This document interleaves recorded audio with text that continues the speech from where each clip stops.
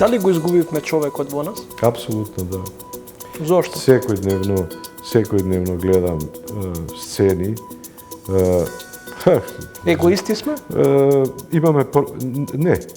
Егоисти сме, затоа што имаме премногу. На историјата не можете да бидете заробени како сте умен човек. Од историјата се влечат поуки. Јазикот не може да се изгуби додека има макар и еден говорник. А со идентитет културен доста се манипулира. Прво премиерот најави можни предвремени парламентарни избори, да ја дообјасни изјавата со тоа дека оваа година нема да има предвремени парламентарни избори. Не значи дека нема да се случат ни оваа година. Има ли простор за влезна села во владата? Имаме ние комуникација.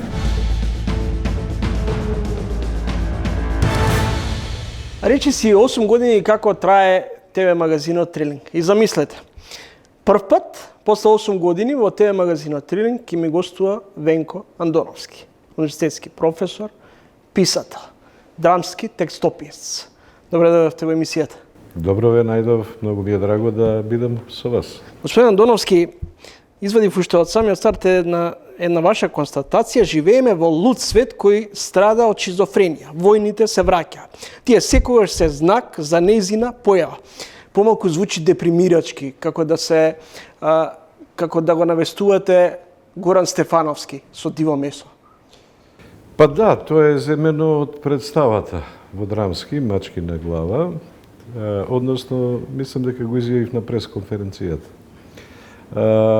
Мислам дека не сме мрнале ние многу чекор напред во однос на Диво месо и она за што говори Диво месо, особено на планот на растурање на семејството.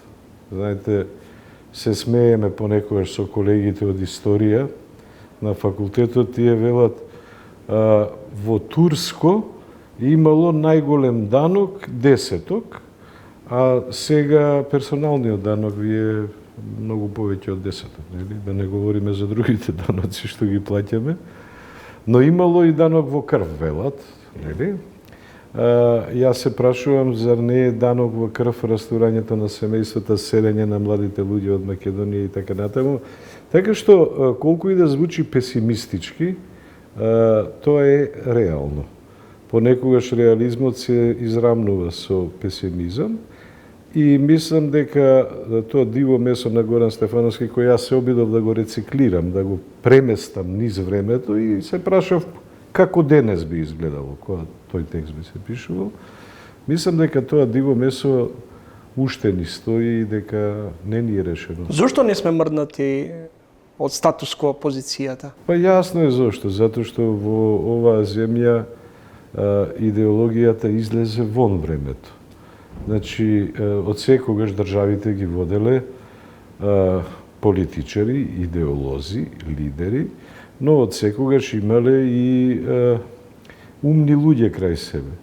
Сега тоа некако како да се, како да кажем, како да се отцепи политиката од државата, како да си стара некое самостојно предпријатие за фабрикација на политички вредности, главно се повторуваат празни фрази и егиди, но никој не покажува реален интерес да се промени стварност.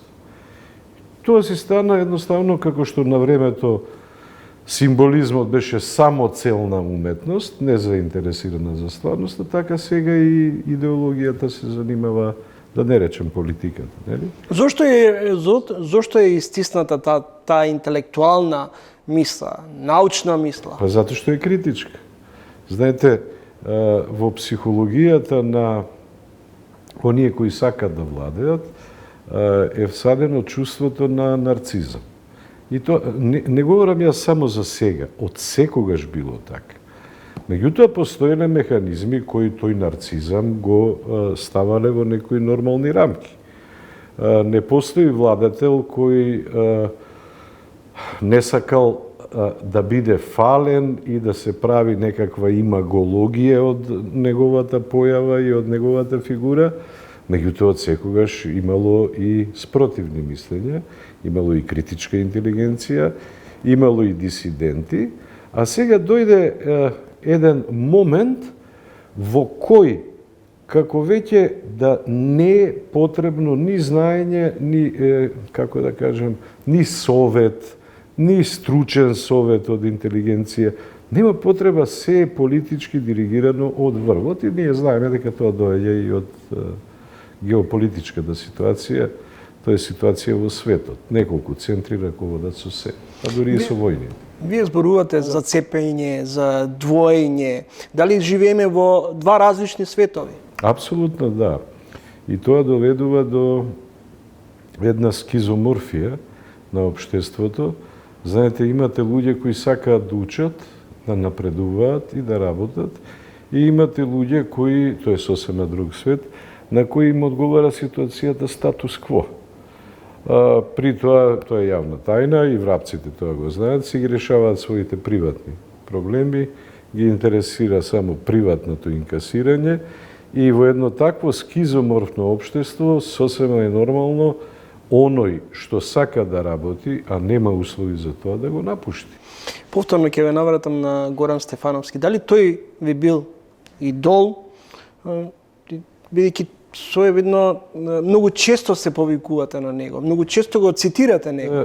Горан ми беше пријател од кој ги научив елементарните тајни на пишувањето драмски текст. Јас не бев негов студент, ние бевме тука негде не многу разлика, како постар брат, да речеме. Од него ги научив тајните како се пишува драмски текст. И јас многу често го споменувам затоа што сметам дека тоа беше наш гений, кој во Македонија делумно го препознавме, а за жал светот не покажа интерес, поради оние негови познати ставови кои се и мои ставови. Дека папокот на светот или центарот на светот се наоѓа овде, на Балканот.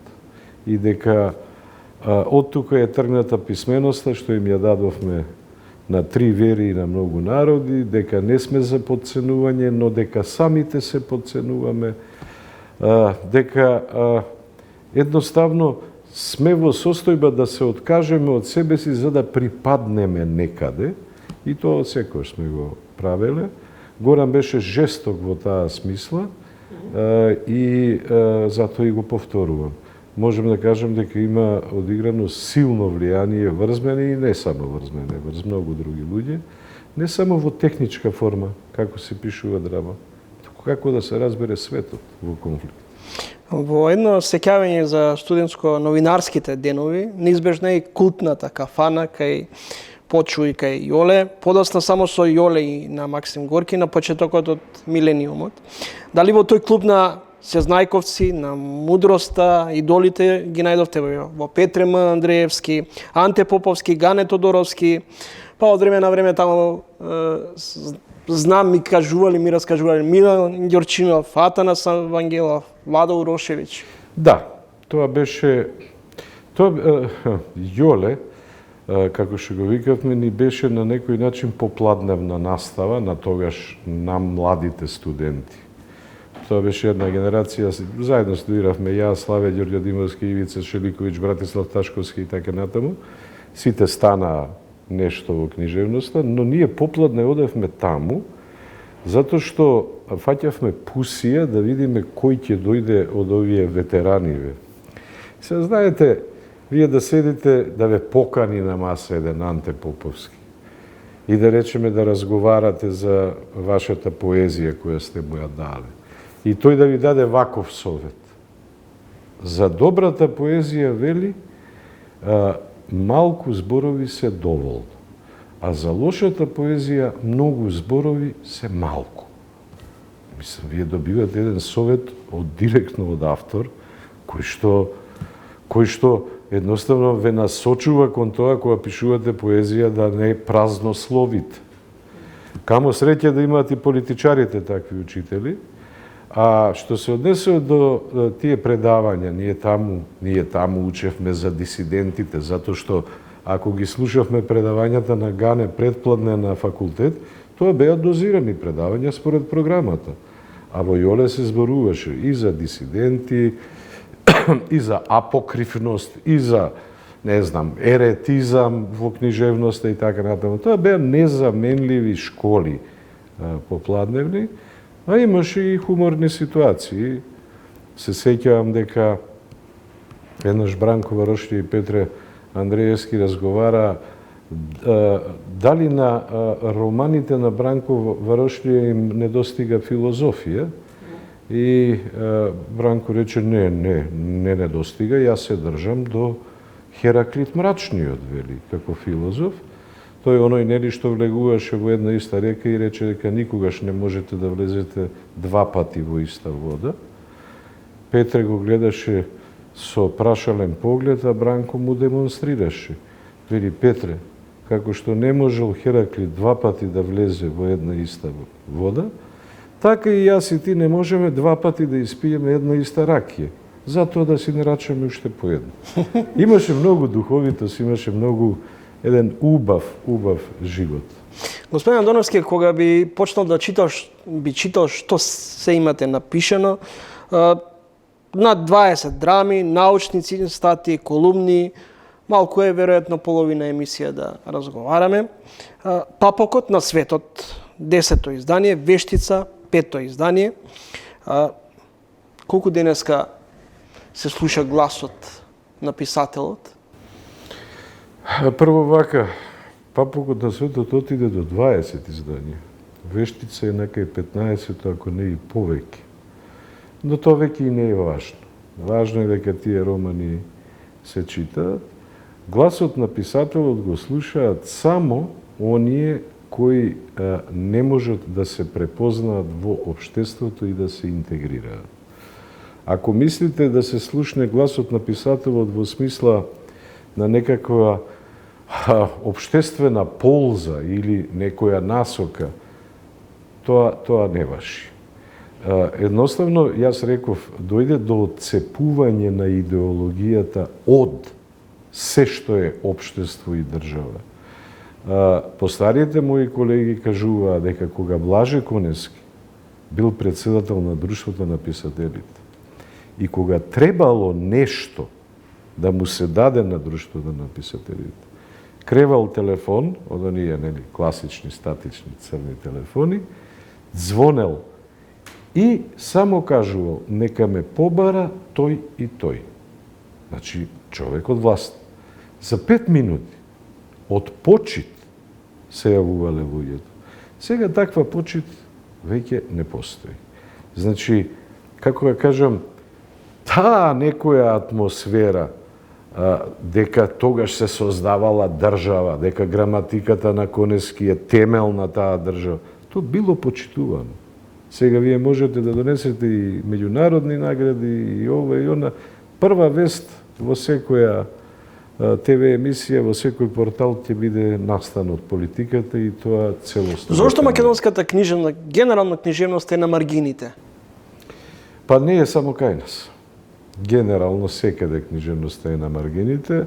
Вие забележувате дека и во светот се повеќе се развива нешто што јас го викам книжевна естрада.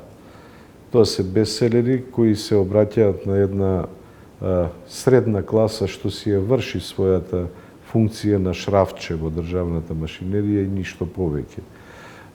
Мислам дека уметноста е во криза. Не е само кај нас тоа, секаде е така. Јас имам пријатели по целиот свет и она што нивните претходници го достигнувале како 100.000 тираж, сега е паднато на 5.000, 10.000. Знаете, како да се е сведено на материјалното. Сите се загрижени за материјалното и мислам дека во таков еден свет секоја уметност, како некој фиктивен свет, губи на значење. Но ја губиме духовноста. Кога велите дека се врти околу материјалното, зошто се врти околу парите? И па затоа што парите станаа бог со кој што можете да разговарате, да купите се.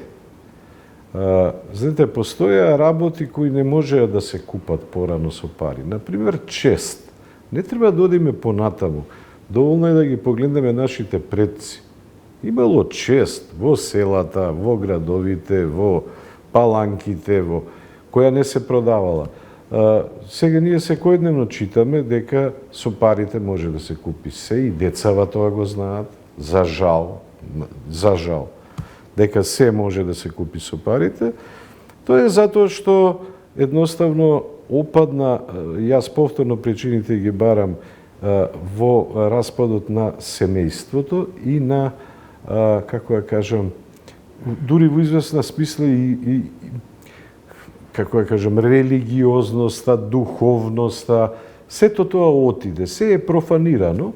И кога веќе парите стануваат главен тотем на нашето време, не е чудо што сите играат танц околу нив.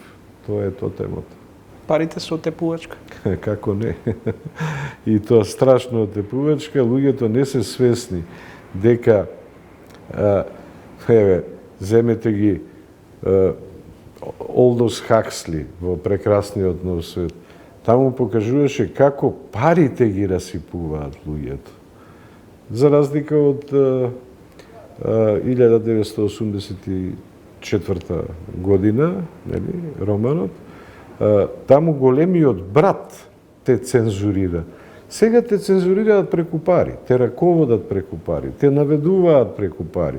Знаете што, не треба многу филозофирање. Еднаш да отворите портал, еднаш отворив портал за ковани кревети, ме интересираше кован кревет да си купам.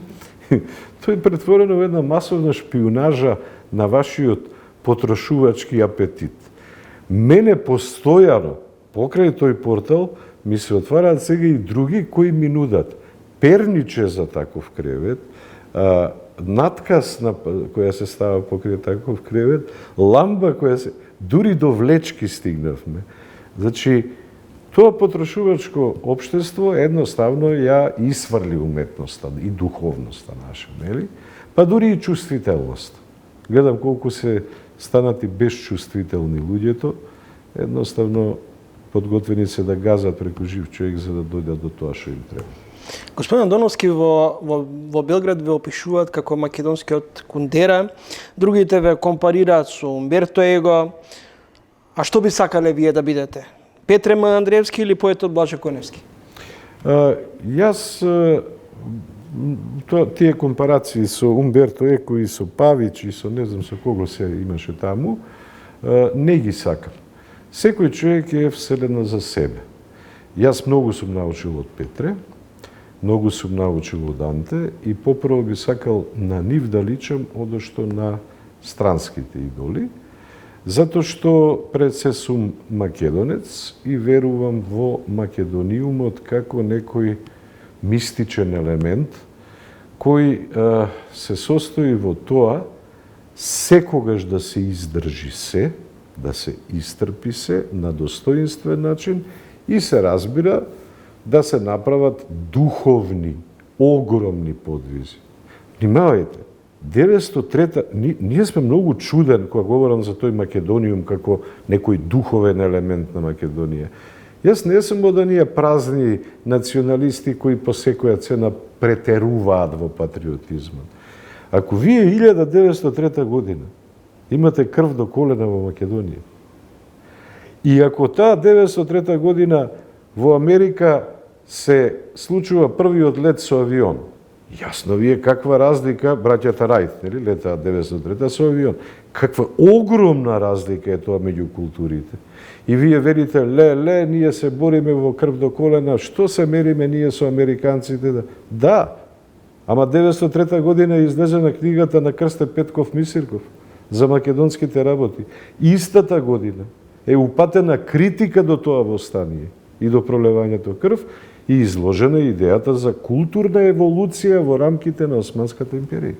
И даден, само се извинувам, и даден и правописот, што подоцна го потврди комисијата со Блаже Коневски, а 903-та, крв до колена, 906-та, во Лондон е купена камерата на браќата Манаки. Па во која култура за само 3 години доаѓате од крв до прв филм. Мислам дека се викаше Предачки или Час на отворено. Не знам како се викаше првиот филм на браќата. Господин Андоновски, заробеници сме на историјата и како вие го дефинирате патриотизмот? Не, видете, на историјата не можете да бидете заробени како сте умен човек. Од историјата се влечат поуки.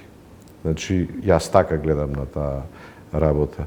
А патриотизмот јас го гледам како нешто што те врзува за твоето најдраго и најмило, но го гледам и како космополитизам. За мене патриотизам кој не признава дека други народи исто така постигнуваат важни работи, и во културата, и во цивилизацијскиот напредок, тој не е патриот. Тој останува во својата, како да кажам, темна собичка во која си има драги предмети, кои ги обожува и кои... Само во компарација со другите народи ние можеме да станеме патриоти. Затоа и ви го дадов овој пример со камерата на што Јанаки Манаки му ја купува на својот брат Милтон. Знаете, тоа и како патриот тоа ми ја грее душата. Ама од друга страна, јас тогаш станувам компарабилен со браќата Лимиер, кои само колку 10 години пред тоа ја измислија камерата. Значи, убаво вие кога патриот станувате, кога станувате свесен дека сте дел од светот, дека се приклучувате на светот со вашите вредности. И затоа се радувам на сите меѓународни награди што ги добиваат нашите уметници. Следите тренинг гостин во емисијата универзитетскиот професор и писател Венко Андоновски. Господин Андоновски, во драмата Генетика на кучињата ја поставивте својата диагноза на мафијашкото богатство, за парите и незаситеноста од нив. Ако велите дека доминира материјалното кај нас, каде се изгуби духовното? Познато е, штом почне да доминира материјалното, тогаш почнува да доминира човекот. Знаете, мене многу ме поврзуваат и со романите, и со ова околу црквата, околу Бога, околу тие теми. Јас Бог го сваќам како нешто што е над човека и кое, дури и да е измислено, е потребно за да човекот се очовечува и да се доближува до тој идеал. Кратко ќе одговорам. Еден свет стар во кој што доминираше Бог се замени со свет во кој доминира човекот. Теоцентризмот му отстапи место на антропоцентризмот.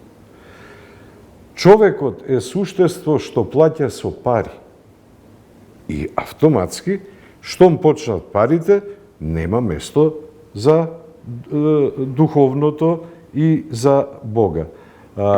Знаете, жално ми е кога гледам денес тој антропоцентризам кој преку парите и потрошувачкото општество само ги развива страстите, а страстите се да купам ова, да купам, како слама се. Колку повеќе купувате, толку повеќе сакате да купите, како што слама кога фрлате во оган, го разгорува и бара нова, брзо гори. Жално ми е кој ќе видам дека има луѓе толку полни со себе, со високо мислење на себе, што за нив, ајде што нема место за Бога, ама нема место ни за другите луѓе. И затоа кога ќе ме прашате кај се изгуби духовното, се изгуби затоа што го истиснавме тоа. Го истиснавме Божјото зрно во една митолошка, не говорам јас во конфесионална, во религиозна, во Божјото зрно го немаме во себе. Тоа што би било над нас, над парите и што би не влечело кон поубав свет, макар и бил утопија. Дали го изгубивме човекот во нас? Апсолутно да. Зошто? Секојдневно гледам сцени. Егоисти сме? Не, егоисти сме, затоа што имаме премногу. ќе се вратам на мислата на Анте, која важи и за животот. Анте рече вака: многу зборови прават лоша поезија. Ние имаме премногу, затоа сме егоисти. Јас се сеќавам дека кога јас растев во училиште, имаше фраза "да еден гриз од сендвич". Сега нема такво нешто. Не доаѓа предвид децата да поделат нешто.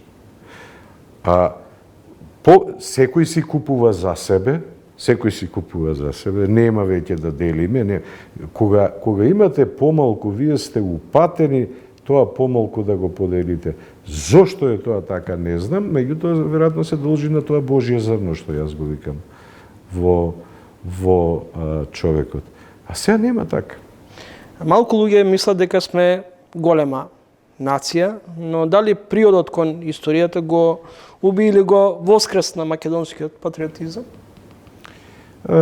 Зависи на кој приод кон историјата мислите. Ние, например, имавме, и не само ние, и да речеме и албанците на Балканот, и ние, имавме некоја чудна ретро епизода што обично се случува во 19 век, кога се конституираат нациите, односно националните држави. Знаете, да се тврди дека сте потомок директен на илирите или директен потомок на Александар Македонски, тоа е далеко од вистината.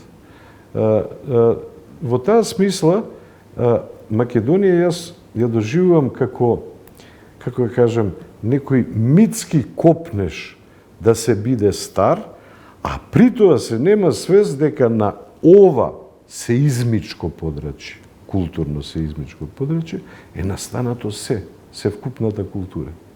Значи, историјата морате да ја сватите само како палимпсест. Таа е пишувана една преко друга. Таа не е чиста. И не може да биде чиста. Ако ја сваќате како чиста, ќе доаѓате до апсурдни тврдења и екстремни тврдења кои ќе бидат побивани од соседите и тоа ќе води се кон нови кавги и така. Дали на историјата гледаме како свето писмо? Па зависи како кој. Јас, например, не гледам така. Јас ја гледам палимпсесно, гледам да речеме дека многу составки на нашата култура, бидејќи предавам и културологија, воопшто не се наши. Тие се примени, одомаќени. Значи, тие се прифатени во нашата култура, ние ги доживуваме како своји и не гледам причина зошто да не ги именуваме како своји. Со тоа не пречиме никому. Меѓутоа, треба малку реализам во таа работа. Знаете, историјата, таа не е учебник по квантна физика, па дури и учебниците по квантна физика подлежат на ревизија, нели? Меѓутоа, да се нема воопшто однос кон историјата и да не се познава историјата, тоа за мене е уште пострашно.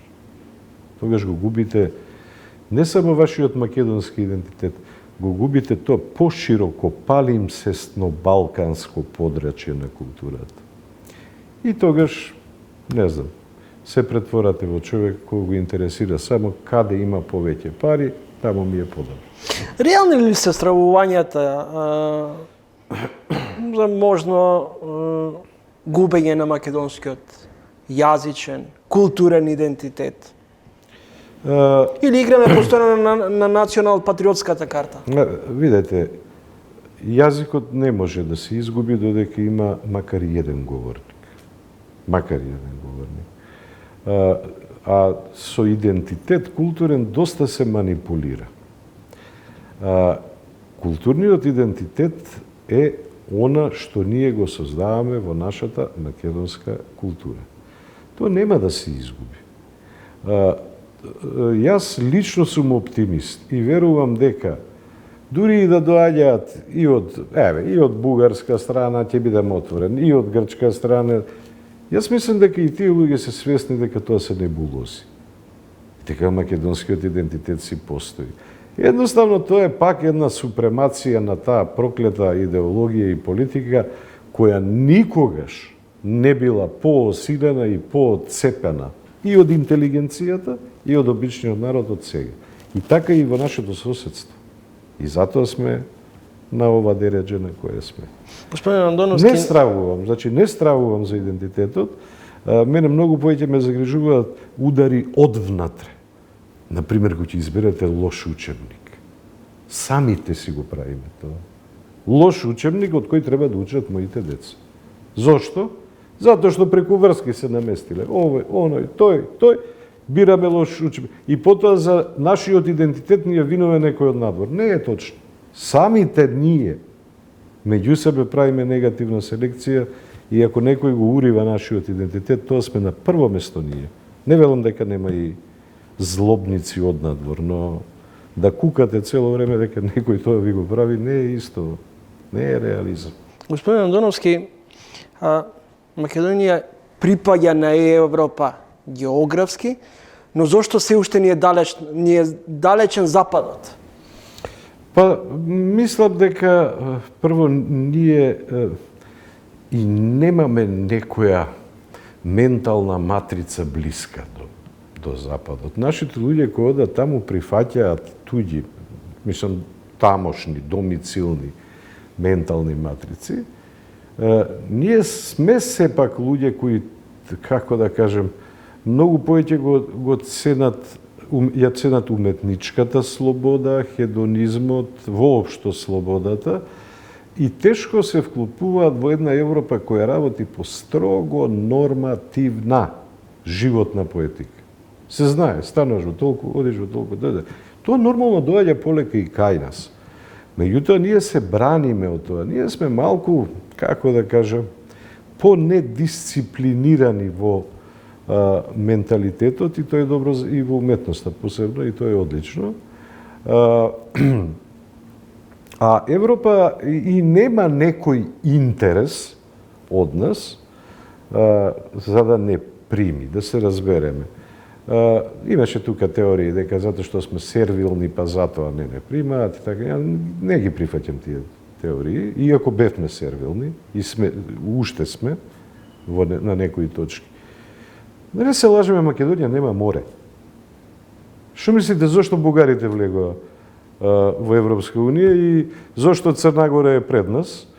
Бугарите беа зад нас, Црна Гора еве на прагот и таа чека, Албанија, луѓе, мислам, да се разбереме, светот си размислува практично, прагматично. Светот стана антропоцентричен. Значи, се гледа низ некоја призма. Што реално Македонија може да и понуди на Европа, освен уметност и спорт? Што реално може? И ефтина работна сила, се разбира, доколку некој изрази желба. И затоа јас постојано се залагав кога пишував политички, не беа политички, колумни со политичка некоја конотација. Секогаш велев, ќе си конкурираме за Европа, ќе си чекаме, меѓутоа, додека тоа се случи, ние треба да научиме да месиме леп. Овде да си направиме наша економија. Значи, не е тоа оној мит на независните за Тито, ама личи на тоа, знаете. Ние сме една граница, една црта, ние сме посебност некоја. Па невозможно е 1.700.000-800.000 луѓе да останат гладни во ваква држава. Можеме ние додека чекаме да не примат, нешто и самите да направиме. И да не примат, немате никаква гаранција дека нешто животот ќе се промени. Сега бев во Хрватска, разговарав со некои хрватски писатели кои беа страшно критички расположени кон членството во Европската унија. Ви благодарам за интервјуто, ми беше чест и задоволство. И мене исто така ви благодарам.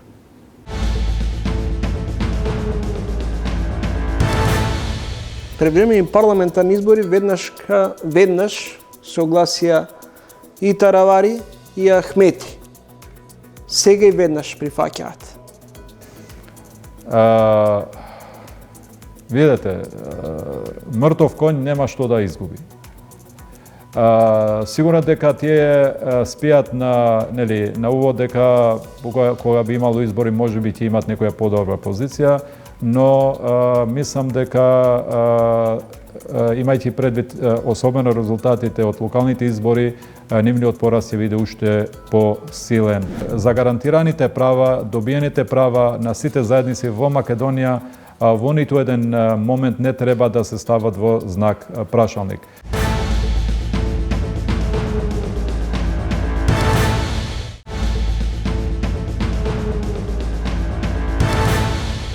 На денот на Европа, 9 мај, денот на европскиот антифашизма, ќе се одржи конгресот за реинтеграција на досегашните 5 партии под знамето на ВЛЕН.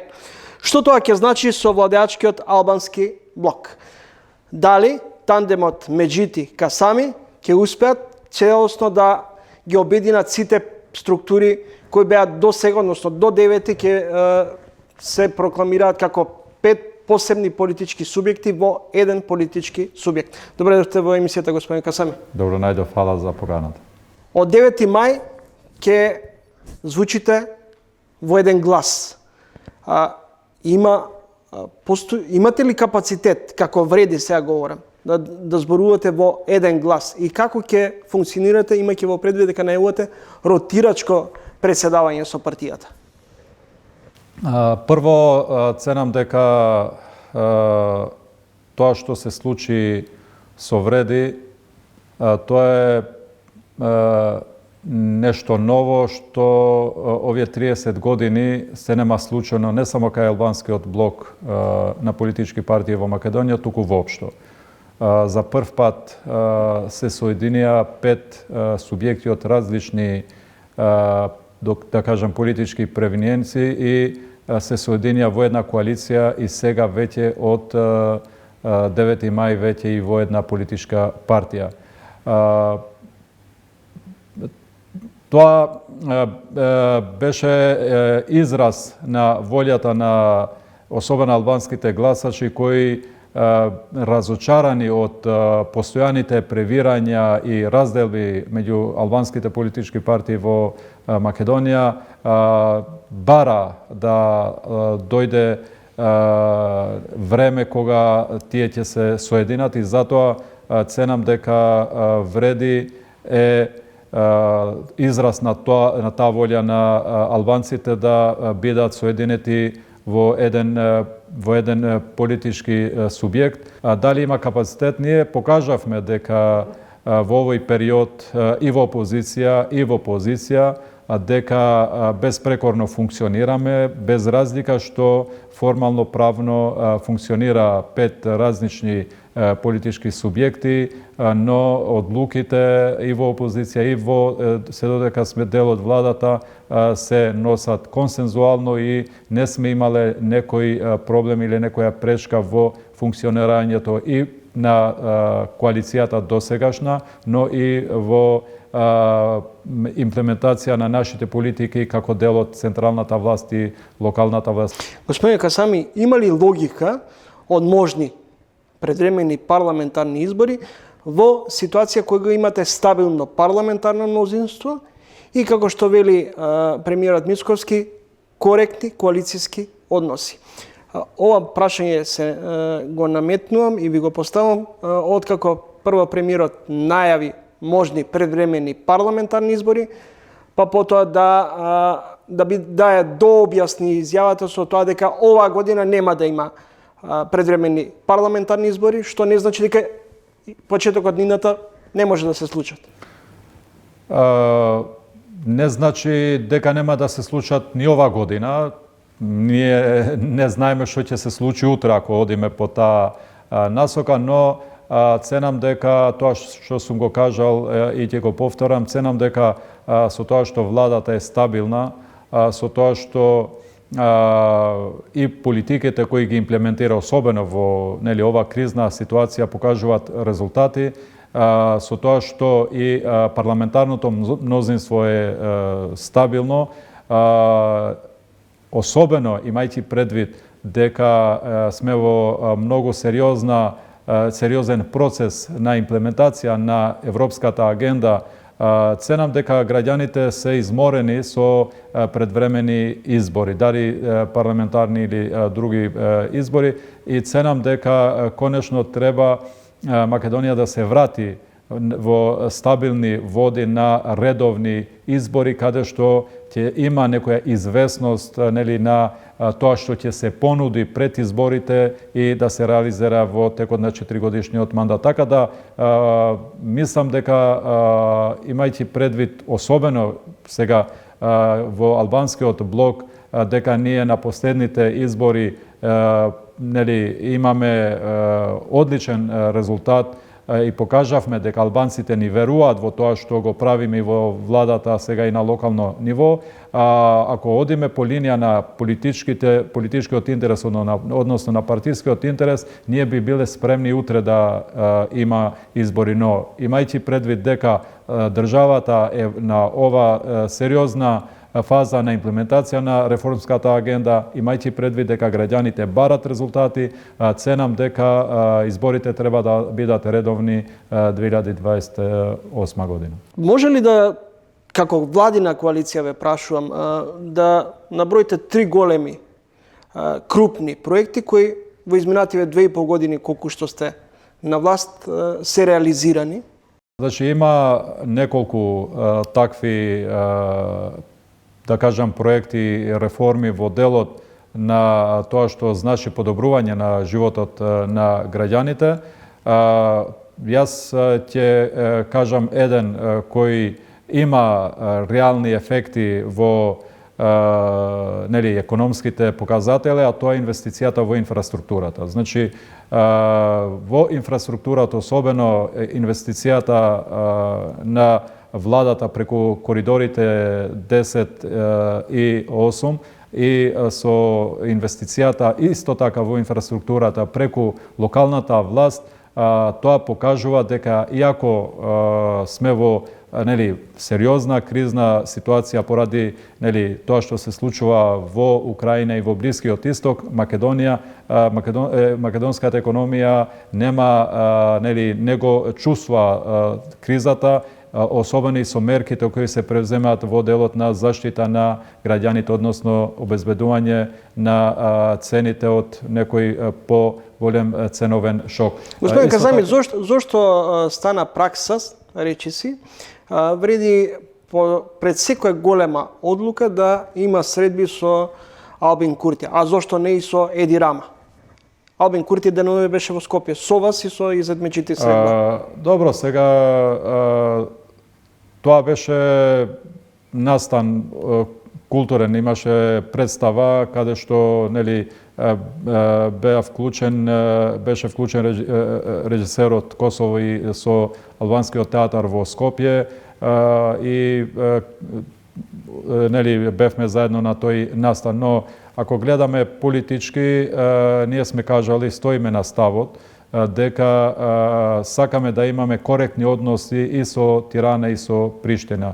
Односно сега како владина коалиција сакаме да имаме нели добрососедски односи со сите држави околу нас, особено имајќи предвид дека како албанци, како представници на албанскиот народ во Македонија, сакаме да имаме коректен однос, особено со Тирана и со Приштина. Но, какви ќе бидат реалните односи, односно комуникациите со овие две центри, не зависи само од нас. Во оваа ситуација тоа рефлектира и не само со еве и неформална комуникација која се случи брзо, туку и со реалните постапки и проекти кои ги реализираме. Тоа значи дека со Приштина веќе, односно со Косово веќе го имплементираме едношалтерскиот систем кој не успеваме да истото го направиме и со Албанија, односно со Тирана, затоа што гледаме дека има некој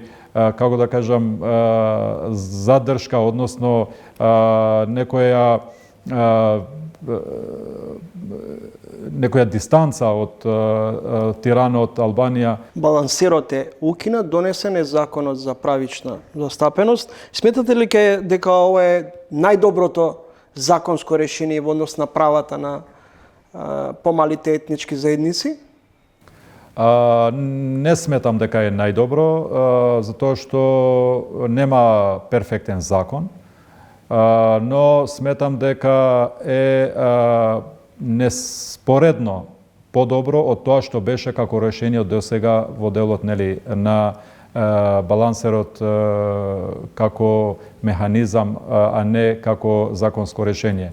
Можно ли е по укинувањето на балансирот да се проблематизира со текот на времето и бадентерот? Не.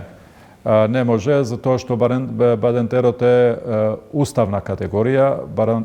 Бадентерот, особено имајќи предвид дека бадентерот не се однесува на помалите етнички заедници само на централно ниво, се однесува и на локално ниво, така што ако тоа е интерес на албанците, на турците, на ромите, на другите заедници во владата, односно на централно ниво, тоа е интерес и на македонците, ќе кажам во Тетово, или во другите општини каде македонците се помалку застапени. Така да, ценам дека бадентерот е вредност на држава како Македонија, како мултиетничка држава и воопшто не треба ни да се размислува да се стави во знак прашалник, а балансерот, уште еднаш ќе повторам дека сега ние наоѓаме законско решение. Значи, тоа е уставна категорија, а сега и со закон го решаваме. Дали е најдобро решение, не е најдобро решение, но е решение која сигурно во иднина, како и другите закони, може да претрпи измени во правец на подобрување на истото. Во делот јавноста, особено кај албанците, најде на критики дека лесно се откажавте од балансерот, дека недоволно енергично реагиравте во делот на правото околу и полагањето на правосудниот испит. Значи, прво ќе повторам, значи, според системот, уставниот систем и државниот систем во кој функционираме, има устав, има закони, има подзаконски акти. Знаеме дека правишната застапеност беше уставна категорија, но не беше регулирано со посебен закон кој исто требаше да произлезе од тоа уставно начало.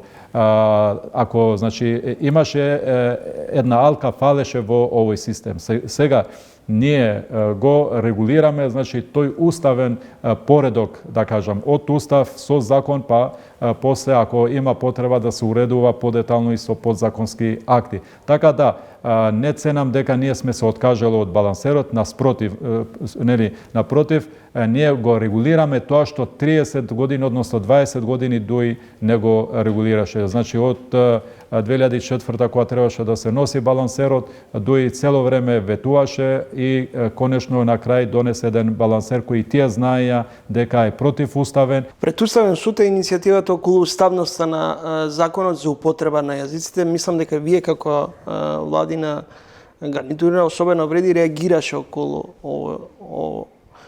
отворањето на ова прашање. Видете, значи, и тоа е систем уставен кој на граѓаните им дава право за секое законско решение да покренат иницијатива, дали тоа во рамките на на уставниот поредок. Но ценам дека како принцип дека за гарантираните права, добиените права на сите заедници во Македонија во ниту еден момент не треба да се стават во знак прашалник. Сигурно дека Уставниот суд по устав е институција која ги оценува сите законски, подзаконски акти, дали се во рамките на законот, но сигурно дека Уставниот суд, тоа сме го кажали и порано и го повторувам, мора да во нивните решенија, нивните одлуки, мора да има предвид во која ситуација се донесени тие закони, особено кои ги регулираат правата на етничките заедници во Македонија и да во ниту еден момент да не влегува во политички дебати. Сигурно дека тоа не значи дека ако некое законско решение против уставот треба да не го кажува тоа затоа што тој им го наложува уставот, но кога ги донесуваат решенијата мора да го имаат предвид дека Македонија е мултиетничка држава и во Македонија различните етнички заедници се вредност, а не проблем. Се најава владина реконструкција, вашиот министер ви откажа Љубов Лимани, Фатмир, односно Фетај, си заминува од владата.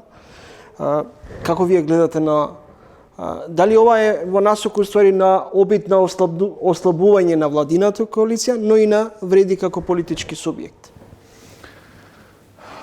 Видете, политиката е спорт од тешка категорија, особено централната власт, особено во ситуација во која се наоѓа Македонија, и не можам да гарантирам дека секој може да издржи во вакви маратонски патеки и да кажам и спортски кажам и ваков вид на спорт. Сметате дека Фетај и Лимани не го положија тестот?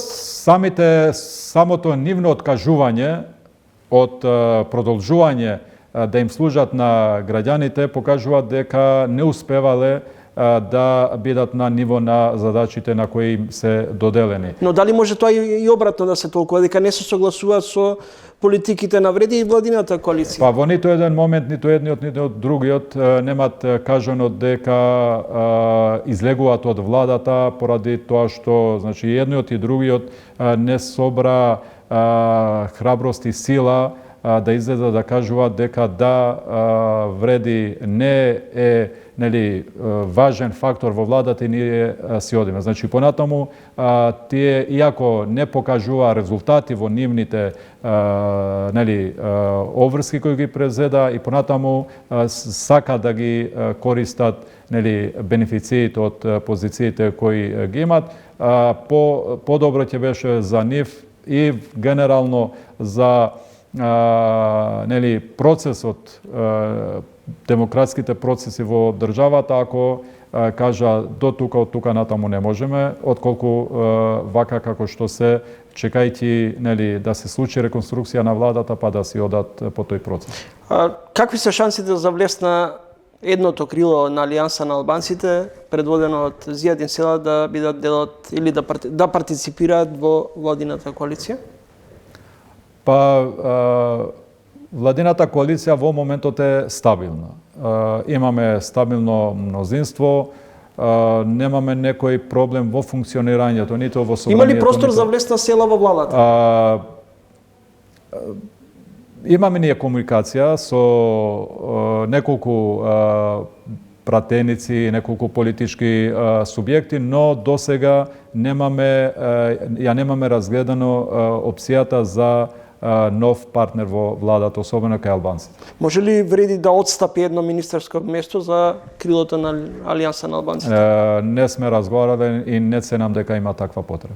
Следите три гостин во емисијата бил Касами, еден од лидерите на партијата Вреди. Господине Касами, евроинтегративниот пат е закочен. Оценката е дека стагнираме во тој дел. Некој вела дека загрозен и Охридскиот рамковен договор. Што вие мислите? Се сеќавам дека кога влагавте во владата, еден од приоритетите ви беше брза интеграција на земјата и спроведување на уставните промени. Денови го слушам и амбасадорот на ЕУ кој вели дека сега е момент конечно да се спроведат уставните измени. Тој процес е покомплексен. Јас се кажам дека има најмалку три компоненти кои се важни во целиот процес. Иако знам дека моите политички опоненти ќе кажат дека тоа зависи од нас. Прво,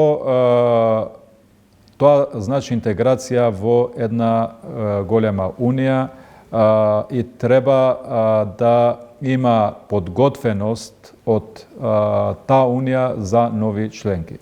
И тоа е покажано во многу други ситуации каде, иако државите не до крај ги исполнија условите, беа прифатени како нови членки на тоа друштво.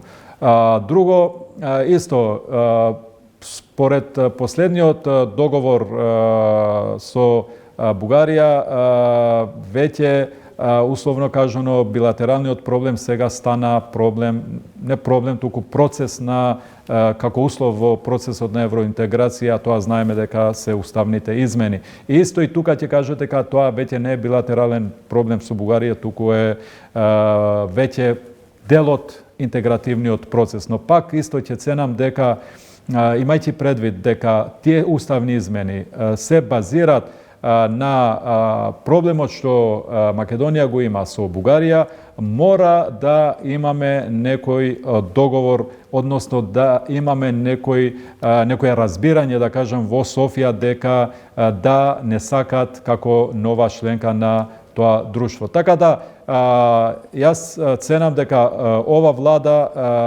го прави доволниот напор, односно задоволувачкиот напор во делот на процесот, затоа што веќе сериозно сме навлезени во реформската агенда, каде што можеби сме едни од најдобрите во останатиот дел на држави во Балканот кои треба да се интегрираат во Европската Унија, но единствен проблем е, што сите го знаеме, проблемот со Бугарија, односно со внес на бугарите во Уставот. Господине Касаме, дали не ве загрижува ставот на премиерот Мицковски кој вели дека јас сум председател на владата, уставни измени нема да има?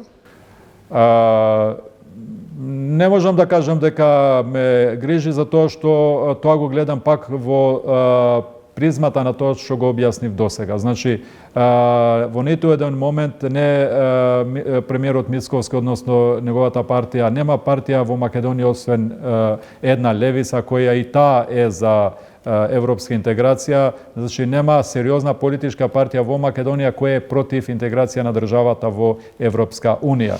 За време на мандатот на претходната гарнитура, предводена од ДУИ и СДСМ, Ахмети активно учествуваше во делот на евроинтегративниот процес на Македонија и во делот на зачленувањето кон НАТО и околу ЕУ реформите. Во овој дел како вие лобирате и помагате за да се одблокира процесот?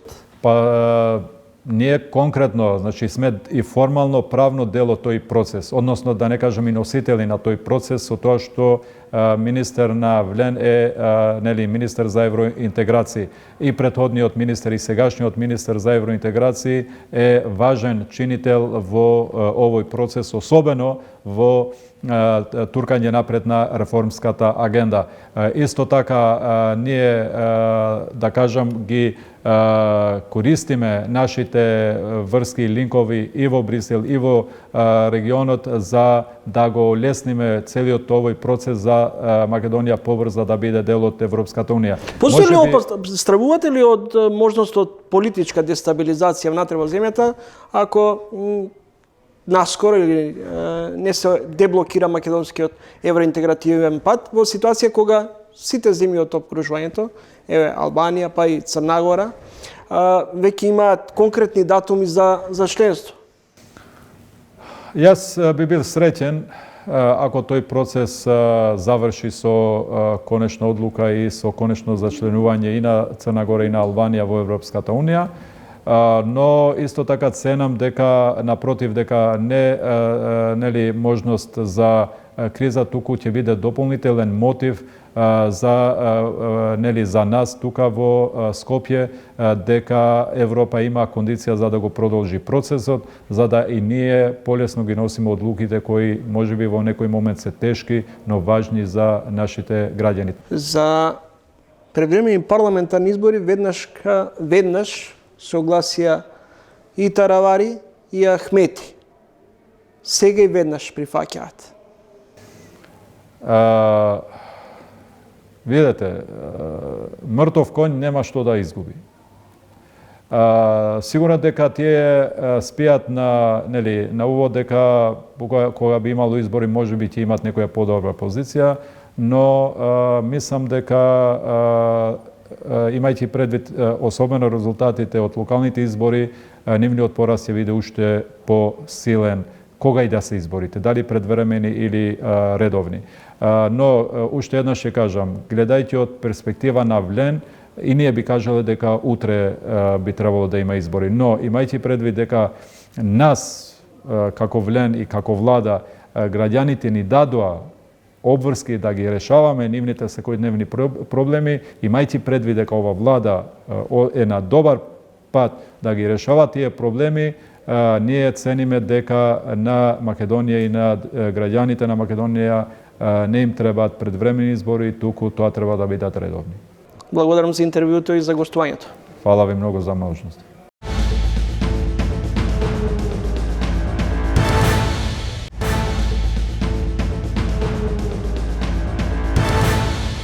Толку за вечерашното издание на ТВ магазинот Трилинг. Ви закажувам нова средба за 7 дена во исто време. Идниот петок се гледаме со нови соговорници и теми. Довидување од мене и останете со програмите на телевизија 24.